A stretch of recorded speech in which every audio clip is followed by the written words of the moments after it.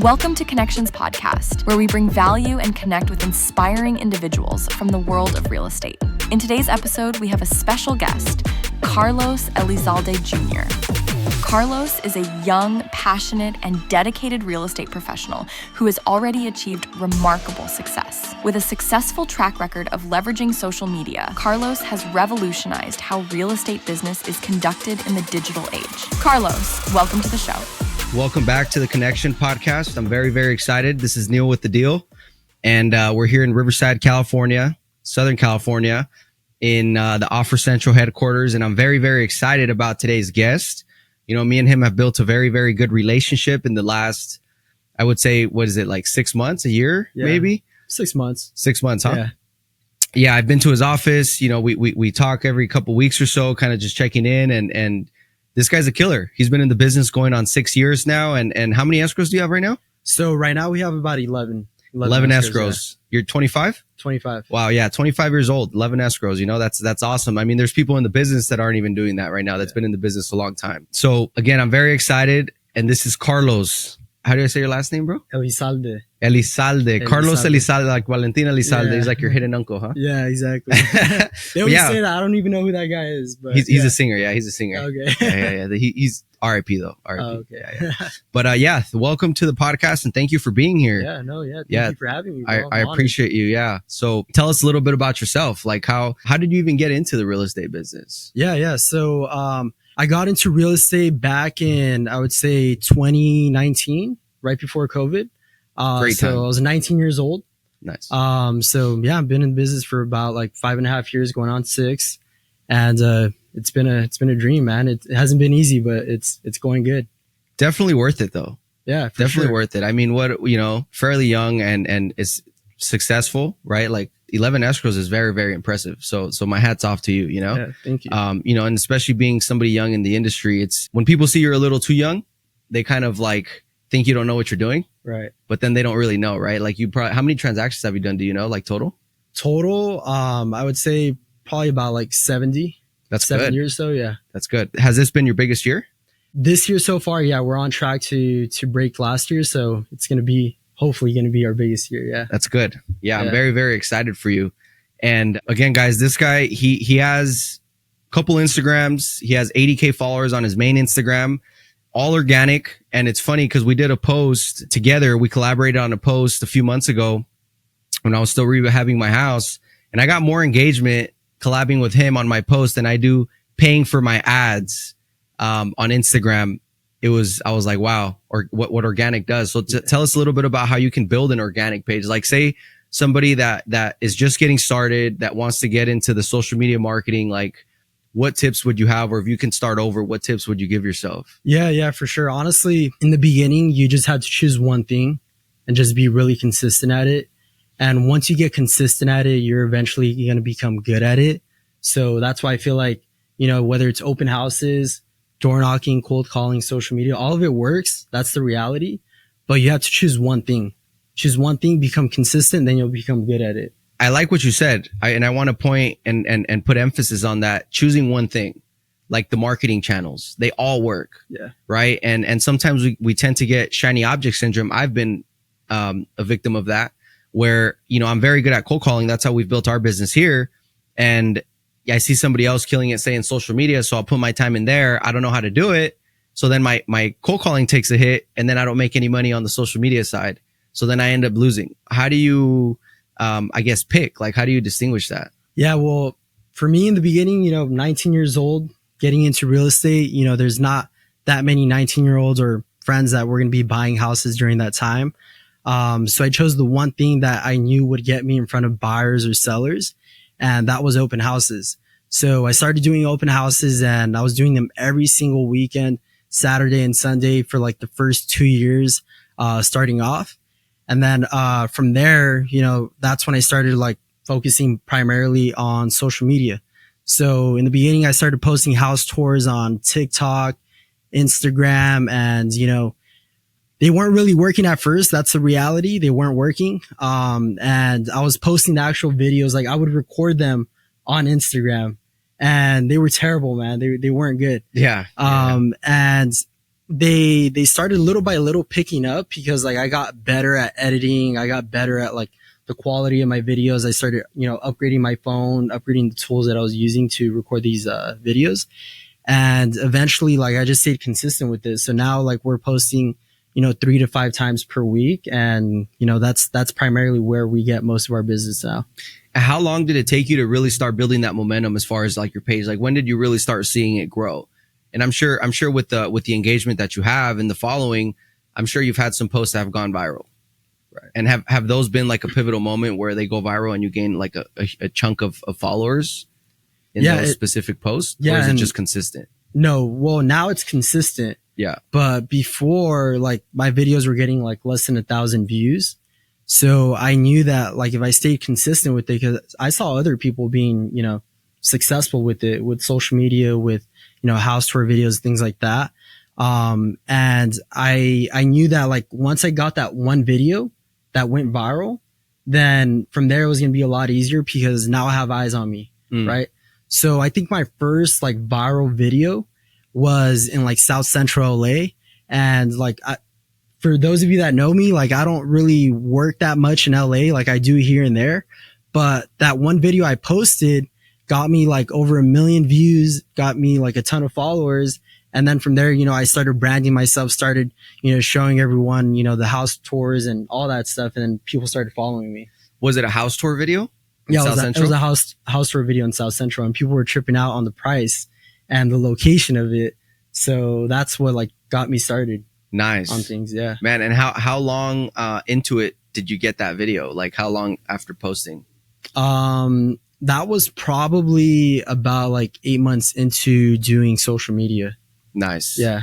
Yeah. And you've never really cold called, huh? It's always just been social media. So in the beginning I dabbled into, the cold calling and stuff like that. Didn't really work too well for me. It was primarily open houses and like I tried door knocking too. I hate door knocking. Yeah, I hate it, man. I tried it and didn't work. Props to everyone who like does door knocking 100%. And cold calling and stuff because it does work. Everything works. You just have to like choose what you want to do and get really good at it. And, I chose social media and I chose open houses in the beginning. That's good. I remember because I was a realtor for the first 5. I'm still licensed. I don't really practice the retail anymore. I have, we have a team now, but I did a lot of open houses, bro. I would even do open houses during the week. But then I soon found out that it wasn't for me. And the reason it wasn't for me, and I think that's why I didn't tap into the social media earlier, was because I couldn't, like in an open house, I would have open houses and no one would walk in. And I just hated sitting there waiting for people to come in. Yeah. So I'm like, damn, I just didn't, at the time I didn't have the patience for it. So I just found myself through cold calling, and cold calling just worked, and it's good because I feel like I have more control over that. Yeah. Because I can literally get on the phone and talk to way more people. Even door knocking, I feel like, especially now with what I do as far as finding like off market flips and stuff like fixers, it's very hard to door knock that unless you have like a targeted list and then you do like a radius, right? But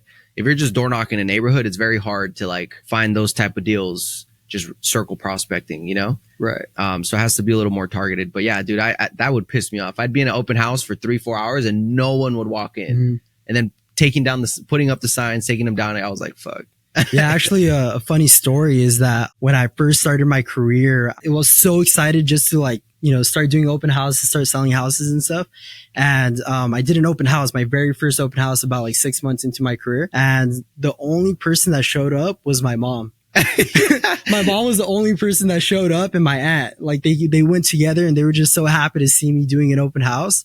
And like, bro, like it made me sad because that was actually on my birthday. I turned 20 years old during that time. And I was like, bro, no one showed up to my open house. I'm like, bro, this sucks. You took it personal, huh? Yeah, I took it personal, but honestly, I didn't give up. And the first house that actually sold was through an open house. Nice. So I was like, you know what? I'm going to stay consistent with it. I know it works. I see other agents doing it.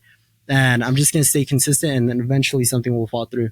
Yeah. And it did. It paid off. Yeah. And it's funny, when you're first starting in the business, you tend to take stuff personal, right? Like even when, like if you're calling and you get cussed out, right? You're like, fuck, why is this person cussing me out? Like, what did I do? Right. But it's all part of the business. You get immune to it. Like you get numb, like you don't even feel it anymore, you know? But yeah, open houses were not a thing for sure. At least not for me. And I have friends that did open houses for years, every single weekend. And that's how they came up. and they did very well, you know? Yeah. Thing about open houses is you work every weekend. I mean, you're probably working every weekend now. Yeah, I'm still working every weekend. Saturday, Sundays? Yeah, Saturday, Sundays. Yeah. Yeah. Cause that's probably your busiest day. Yeah. Yeah. As a realtor. Yeah. Do you take any days during the week off? Not really, to be quite honest. Monday through Friday, I'm always working. And if I'm not at the office, like I'm working from home. Yeah. But yeah. So technically your only days off is like when you go on trips. And I see you like going on trips and stuff. Yeah. Vacations every here and there. That's my time off. And like when I'm off, like I'm off. Like I'm not trying to focus on business or like calling people or anything, you know. Yeah, I remember I called you last time you were on vacation and you didn't get back to me because you lost your phone. Yeah, that's a different story, man. But yeah, that wasn't because I was ignoring you. Yeah, that's hilarious. That's cool, dude. So you're 25 years old, 11 escrows, going to have your biggest year. You have an office. You run a small team. You run a team. What's next? Like, where do you see yourself in the next, I would say, probably 18 months by the end of next year? Yeah, that's a good question, honestly. I would say in the next 18 months, we'll probably, honestly, by that point, having my broker's license.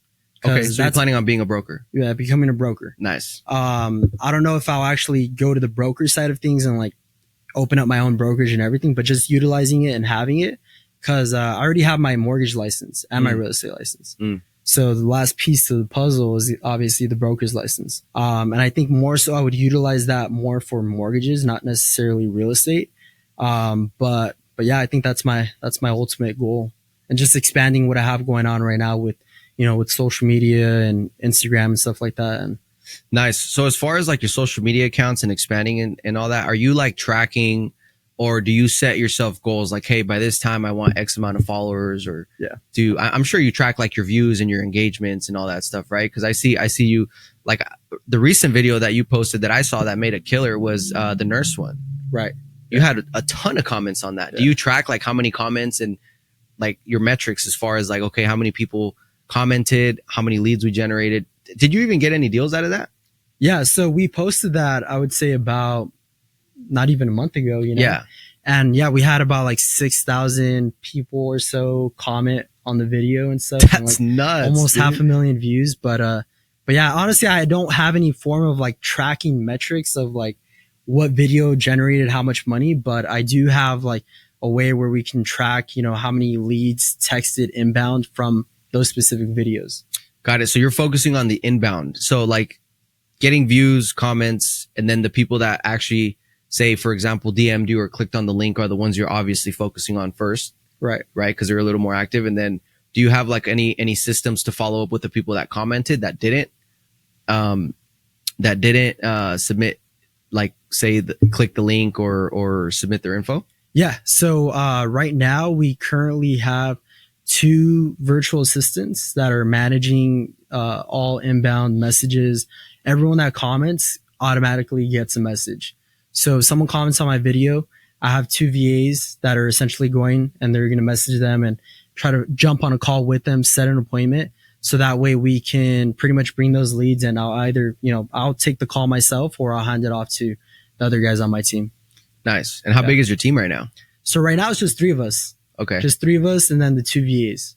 Nice. Yeah. That's good. 5 people. Yeah. That's it's very good. Man, that's interesting, dude. That's like a whole different, like when you're telling me, I'm just like, man, that's so interesting because it's so different from how I built my business. Right. You know, and it's so interesting because it's still real estate.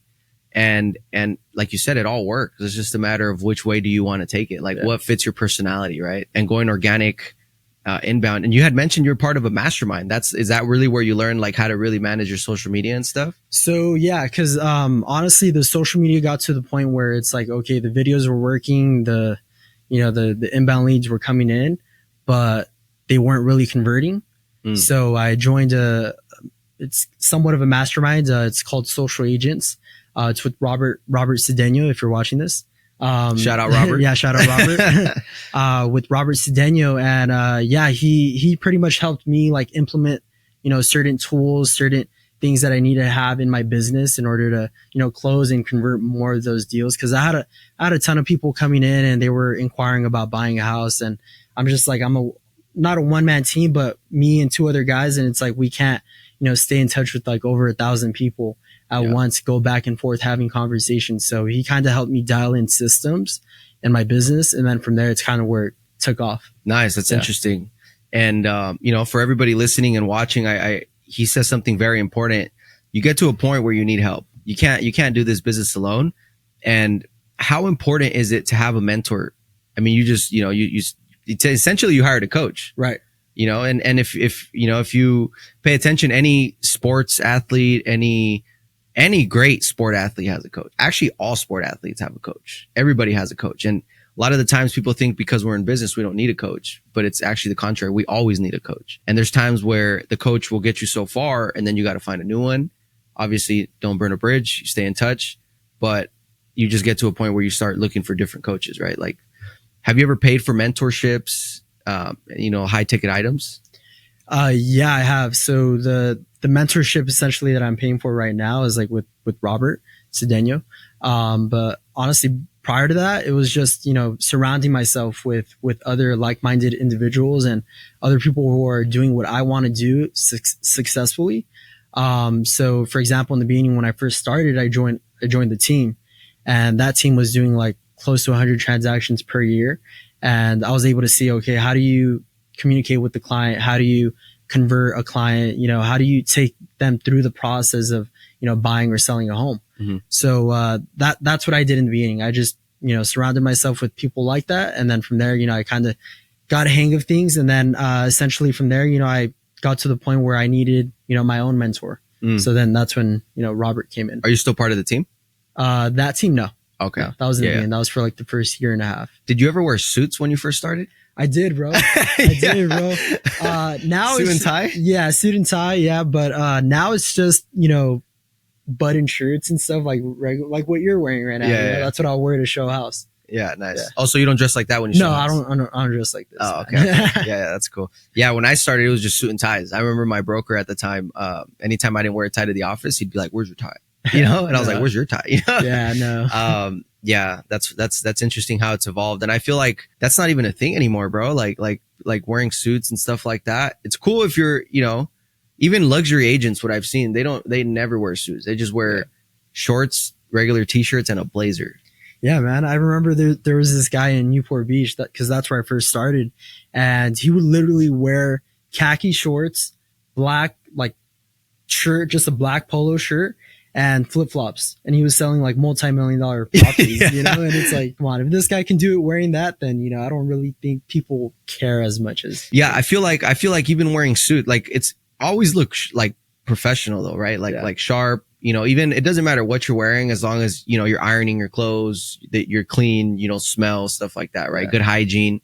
Also keeping your car clean. I think that makes a difference. Doesn't matter what car you drive, like just keeping it clean. But yeah, it's interesting how I feel like now, and this is just maybe my opinion, but I feel like now if you show up too dressed up, like with a suit on, you come off too salesy and you won't get the deal. Unless you're referred, they'll think that you're going to screw them over or something. Like they get intimidated, especially even in what I'm in, where I'm talking to a lot of like distressed sellers and stuff. I don't even dress like this when I go on those appointments. Right. I'll wear a hat and sweats. Yeah. I'll wear a hat and sweats because if I show up like this, they're going to think I'm this hotshot investor and I'm going to have all this money and I'm going to screw them over, Right. Yeah. And I learned this from Thatch. I don't know if you know who Thatch is. Yeah, I've seen his videos. Yeah, shout out Thatch. I actually learned how to wholesale from him, but it just blows my mind, your production with the team. It just sounds like you guys are so effective. I mean, realistically, like, we're at the point where like we feel like we're doing good, but we're not doing as good as we could be doing. Yeah, right? You could always be working harder. Yeah, there's always like room for growth, and that's the way I like to look at things. And it's like I'm always trying to find like new ways of being able to improve my business, whether it's through systems, through social media, whatever it is. There's always a way where you can improve it, and just like personal self-development, having a good mindset about things, because I feel like if you go to the office or you have like a bad mindset on things, you're not going to really have a good day, and you just set out a bad path for yourself. Yeah. I'm glad you brought up the mindset, especially being in this business when you're first getting started. Your mindset has to be on point. Yeah. Like you have to be flooding yourself with affirmations. You have to be flooding yourself with positive people, and it's very easy to get very negative very quickly when you're new. For sure. And that's how a lot of people stop.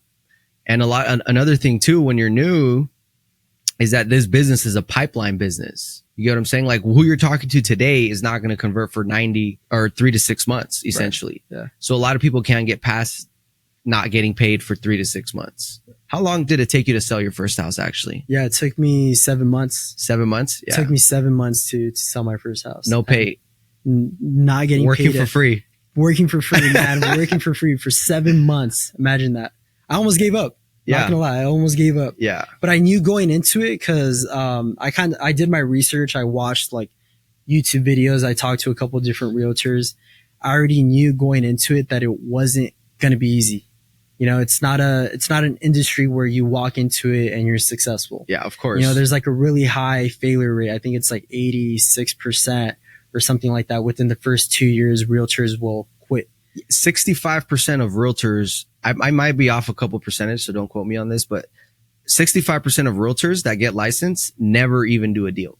Yeah. That's nuts. It's crazy. And then like to your point, the other 87% or whatever fail within the first, I think it's like 3 or 4 years or something like that. Exactly. So yeah, I knew it wasn't going to be easy, like in the beginning going into it.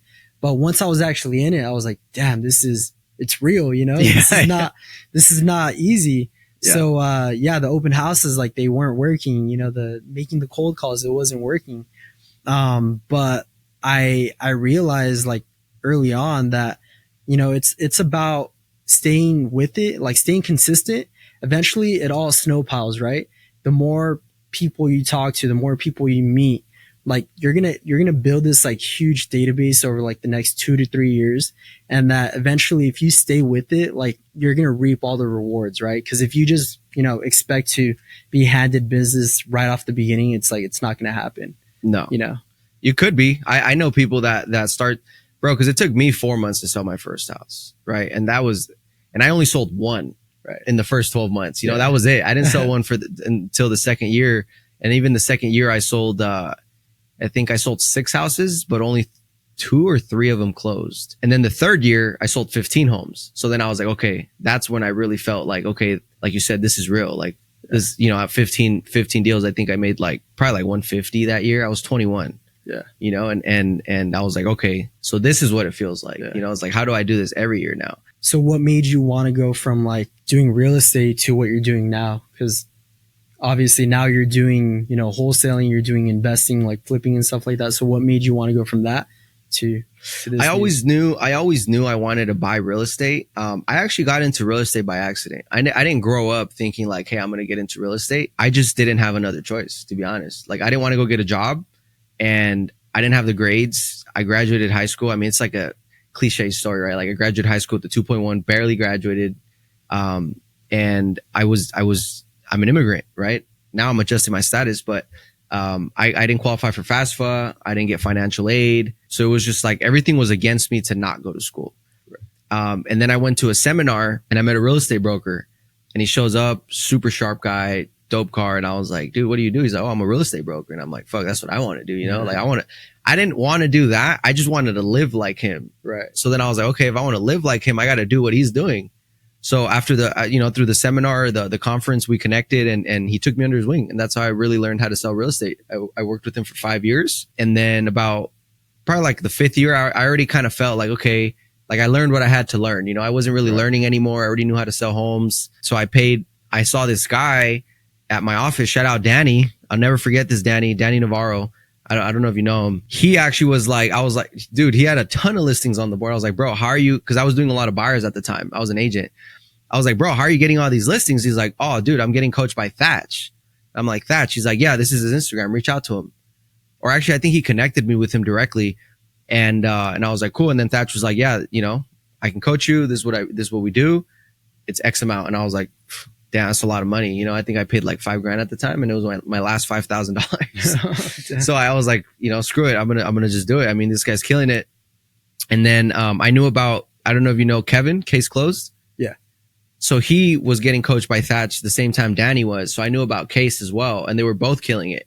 Right. So I was like, who's this Thatch guy? And there was just a couple other people at my office that were getting coached by Thatch. And I was like, dude, who is this guy? You know, joined his program. started making the calls, talked to Thatch. And then within the first week, I found out that he doesn't even prospect listings. And I'm like, what? And he cold calls. That's his main thing. He cold calls, but he doesn't prospect listings. He prospects fixers. And I was like, what do you mean by that? Yeah. So he prospects fixers, whether it's like a probate, pre-foreclosure, tear down homes. And what you'll do is you'll go to the seller, and instead of trying to get the listing, he'll try to buy and hold it. And if he can't buy and hold it, he'll try to flip it. And if he can't flip it, he'll assign it. And if he can't assign it and he can't come to an agreement with them, he'll offer to list it. And that's what Danny was doing too. He'll call them, try to get the deal. And then if he couldn't get the deal, he always went for the listing, and he always got the listing because he already had the relationship built. So I was like, holy shit. I was like, you're telling me that I can prospect and potentially get paid 4 times instead of just 1. So that just blew my mind, dude, and changed my perspective. And that's how I got into it. Nice. And here we are, and now I don't really flip a lot. I do more assignments than anything. That's like my really bread and butter, but I've gotten very, very good at the marketing aspect, right? Outbound marketing specifically, generating the leads. And then if we can't convert into, say, a cash offer, then, now we have in-house realtors that'll go try to get the listing, because, once they get the listing, then the buyers come, and we only mainly do sellers in our office. We don't really work buyers, to be honest. Yeah. We're kind of the opposite, primarily buyers that we're working with, and mainly through, the videos that we do, they see the houses and stuff, and they want to buy a house. But yeah, that's cool, man. So you went into the Thatch program thinking that it was going to be to get listings. Correct. Right? And then you found out that it was for like wholesaling. I thought it was a realtor training or like a realtor boot camp. Yeah. But then I soon found enough it's for investors, because there was people in there that weren't even licensed. And they just use the license as an extra exit strat. They call them exit strategies in the training. Like, what's your exit strategy with this seller? Right. Like even the house I just bought, it just opens you up so much more because you see stuff different and you learn how to underwrite deals like an investor. So like even the house I bought, I went into escrow without even having a loan secured. Damn. Crazy. And I was like, okay, I'm going to just throw the hat over the wall. And I was like, worst case scenario, I'll buy hard money. I know for a fact I can buy hard money, but since it's my first house, let me try to use my FHA loan. And I did. And I didn't even know if I qualified. Through the escrow, I filed my taxes. I got the letter from the IRS, like everything that it was a trip. You had to do everything during escrow. And we closed in 30 days. Damn. Dude, that's crazy, man. Yeah. So committed, threw the hat over the wall, and kind of just figured it out, But yeah, it's having that investor kind of outlook. Or like now, if we talk to a seller, say we generate a lead through an ad or whatever it is, we talk to a seller.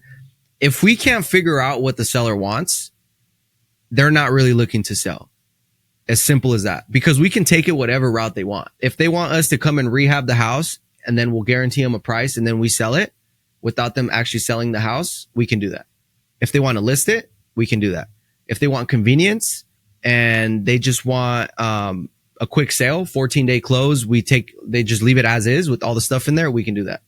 So like if we can't find something that they are looking to do, they're not really motivated because we can take it any route. Another example that Thatch taught us is like, okay, say you're looking at it as like an investor, and then there's another realtor that goes in there.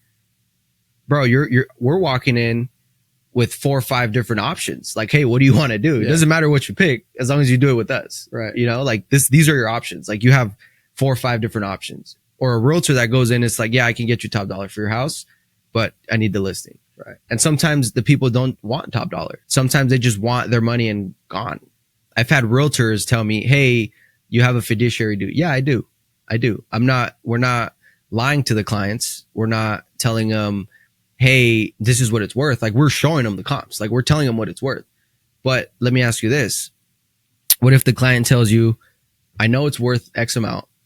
I want X amount. I don't want to deal with it. I don't want anybody in here. I don't want to talk to any realtors. And I need my money in 2 weeks. What are you going to do as a realtor? Walk away? No, obviously not. You got an opportunity. No, you're going to, okay, cool. Perfect. Let me see if the numbers work. They do. Hey, you know what? Every investor runs the numbers the same. I need it, say $10,000 less or $15K less or whatever it is, right? But you can have your money in 2 weeks. And if they agree, they agree. And you're just they already know. They already know. They're going to you for the convenience, right? The convenience aspect, because if they know if they go with the realtor, they're probably going to get more. Right? Yeah. They already know that. But it takes 60 days. Yeah, but it takes a little bit longer. There's a lot more, things that you have to do to prepare the home to be on market. You have to fix things. You have to repair things. You have to deal with random people walking through your property. But if you just sell it as is, you know that you don't have to pay any commissions, pay any closing costs, but you have the convenience, right? That you can sell the property a lot quicker. It's a win-win. Yeah. It's a win-win. If they want convenience, we can do it. If they want to list it, we can do it. Yeah. Mr. Seller, we can take it whatever way you want to go, Right. you know, like. Right. And that's something I learned as well from like my previous brokerage, is that with approaching like homeowners, you kind of got to give them different options, you know? Of course. And, you know, if someone tells me like, hey, I want to sell my house and buy another house, I'm not just going to say like, oh, okay, let's sell your house and help you buy another one. I'm going to ask you, okay, have you considered renting out your house so that you can purchase another one, so that you can keep that asset and have the tenant paying off your mortgage? Yeah. You know, and then that way you're building, you know, generational wealth for your family. For sure. Because the next house, you're going to be paying it off, and you have another tenant, you know, paying off your other house. So there's different options. And then another route you should probably consider with like exit strategies is probably having like an in-house loan officer or like a hard money lender, right? That could provide these homeowners, you know, an opportunity to refinance out of, you know, foreclosure, or if they just want to cash out and keep the property, whatever it is, you have that option too. For sure. You know? For sure. That's definitely in the future. Once I think once we increase our production a little bit, then and we have it like consistent, then that's for sure part of the plan. Yeah. We're thinking of bringing TC in-house too. Yeah. I think like a lender, like an in-house LO is a game changer for sure. But you need to have the business and the consistency to bring somebody in like that, you know? Yeah. Exactly. Unless they have their own business and they kind of just need a place to work. Yeah. They come in and do your files, and then they do their own files too, you know? But yeah, that's for sure part of the building process, you know, anything to make $1 million, I guess. You know, right? We'll see how it goes, but yeah, it's interesting, dude. Any final thoughts? No, honestly, it's been a good podcast. Good first podcast, huh? Yeah. Yeah. Well, thank you so much for being on. If you guys, if anybody wants to reach out to you, where can they reach out to you? Where can they connect? Yeah. So you guys can check out my Instagram. It's Carlos Elizalde Jr. And then TikTok, same thing. We're working on YouTube, not quite there yet. And then we also have a new page called Riverside New Homes, nothing but brand new construction homes in Riverside County. So you can check us out there as well. Nice. Well, yeah, thank you for being on, and look forward to continue to collabing. Yeah, thanks, man. Appreciate it. You're welcome.